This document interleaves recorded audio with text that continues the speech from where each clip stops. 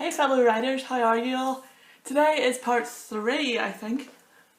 Yep, according to my notes, it's part 3 of my creative writing series. This is also part 1 of like a little subsection, which I'm going to be calling aspects of writing.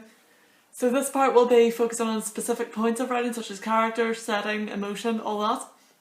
And then the next section, once this one's complete, will be the writing process, which will include the actual writing itself, then editing, beta readers, self-publishing. My laptop's about to die. So today I'm going to be giving you my 5 tips on how to write convincing characters that your readers can both like and relate to. 1. This is obvious actually. What do they look like? Every writer will give you a different opinion on how to write convincing characters.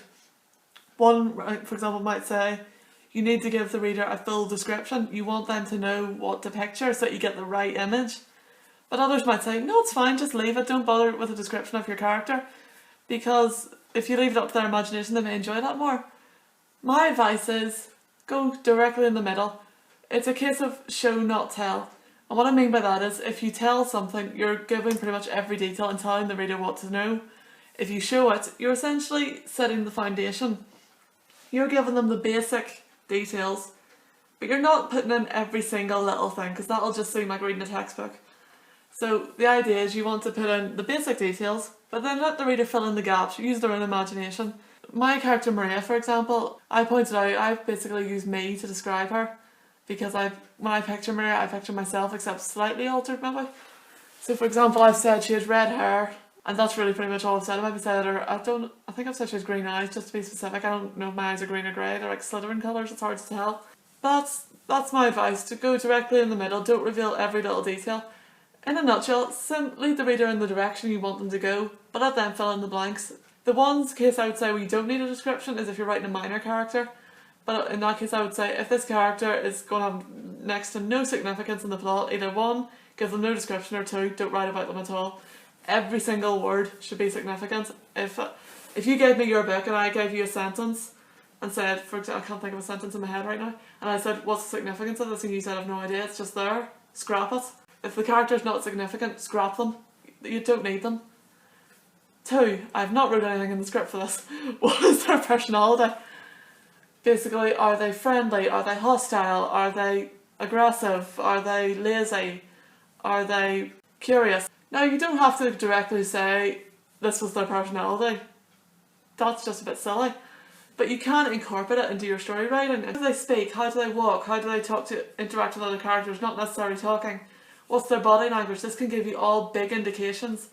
For example, I may say, like, Maria's not a very trusting character, so she won't say much to a character at first. To another character first. I can't think of a character at this moment, but she's very, I don't know, she's very introverted. She doesn't speak much. Well, she does talk, but she might say, if someone goes to her, oh, what's the matter? She'd be like, oh, nothing. You sure? Yeah, I'm sure. Nothing. Just, you can tell me. No, seriously, it's nothing. And then if she knows you, she'll be more likely to open up to you. That's just an idea. Or if a character's maybe very heroic, think about how would they walk. They might stride across the room, for example, or someone who's laid back might stroll across the room. So it's all about their body language. How do they stand? Do they stand maybe with their shoulders back looking very confident, or are they leaning forward looking very timid? You can get a very good feel for someone's personality by reading about their actions, what they do. Because for example, when Maria first meets her dragon, Harmony, she's a bit terrified, and I have to admit, she does not believe in magic up to this point, so I said, for example, she ambled forward and gazed anxiously up at Harmony. That's off the top of my head, I did not actually write that. But I would say try and avoid adverbs when you're writing. I'm not saying adverbs are useless, but just, it sounds better, for example, she looked away in annoyance. It's better to say, took a sharp intake of breath and looked away with gritted teeth, than she looked away in annoyance. In some cases it could be, like I might say, she looked up anxiously with widened eyes and a racing heart.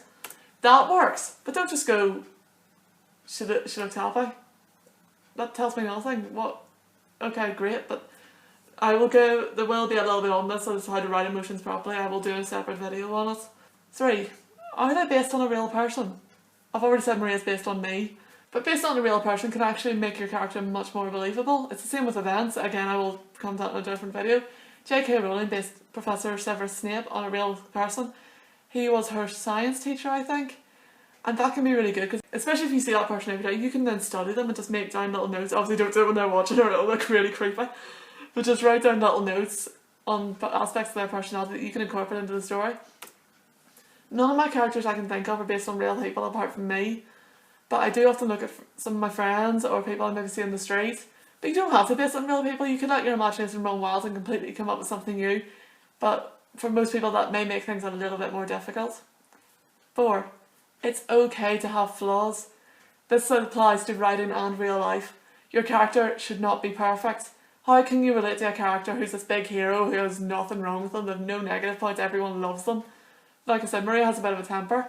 She doesn't trust easily. Things like that, that's just an example. But it's okay if you could write someone who's really courageous, but maybe they don't know how to express their feelings well. Maybe they act all big and high and mighty when in reality they're very shy. Or, I don't know, maybe or you could have an introvert, someone who likes being alone, feels uncomfortable in big crowds.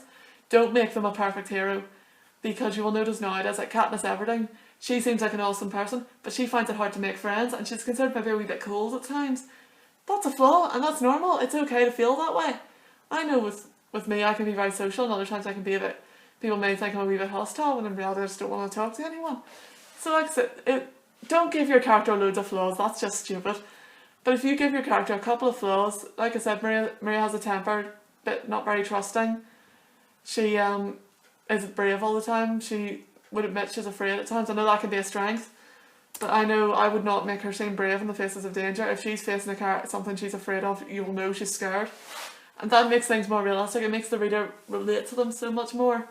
And I think it makes, especially a protagonist, it makes them so much more likeable. 5. Do you like reading about them? Doesn't matter what the character is, protagonist, antagonist, completely insignificant randomer. Do you like reading about them? Because before you send your book off to any beta readers or even a professional editor, you want to read it yourself. And now, can I just mention, don't do this until you've finished your book. Seriously, it will ruin you otherwise. I've done it and I just read it, thought, crumbs, this is all crap, and I just wanted to redo it. So I only did that once, thankfully, now I've learned from my mistake now. But basically, when you finish your book, if you're reading over it, you don't even, I would say if you you could just pick a random passage about a character. Do you like reading about this character, or are you bored? Do they seem insignificant? If you say yes to either of those, scrap that character, take them out. It may make you need to rewrite that whole character. It's worth it in the end, that's the thing. Writing sucks, but it's worth it. Like, the writing process is fun, it's the editing that sucks. It's horrendous. I mean, I love editing my YouTube videos, but I hate editing my writing, it's torture. Like, editing my YouTube is just a lot, because I sometimes see a little bit of colourful language at times. It's never anything serious, but, or maybe I trip up on a word or something like that. But it's like with editing my YouTube, I go back over my video and I think, did I enjoy watching that? If I was a viewer watching my video, did I enjoy that? And if I watch it and think, no, I didn't enjoy it, I have to scrap it and start again. Thankfully it's never happened. It's usually just when I've had to scrap a scene and start again. But that's the best way to look at it. When you look over them, do you like reading about them? It doesn't matter if you can hate the character to the ends of the earth, but do you like reading about them? Are they well written? That's how you know you've done it well. But again, it's very subjective. You can love reading it, someone else could love reading it, someone else could hate it and think this character is the worst character I've ever read. So just to sum that point up, do you like reading about your character? If yes, keep them. If no, scrap them. So guys, I hope you enjoyed that video. This is actually my first scripted creative writing video. Yes, I've started writing scripts now. Up till now they weren't scripted. And I tripped over words constantly. It made me need to edit videos a whole lot more. Although I will be honest and saying only the first half of this video was scripted, the rest of it was completely improvised. So yeah, I really hope you enjoyed this video. I hope it gave you a little bit more insight.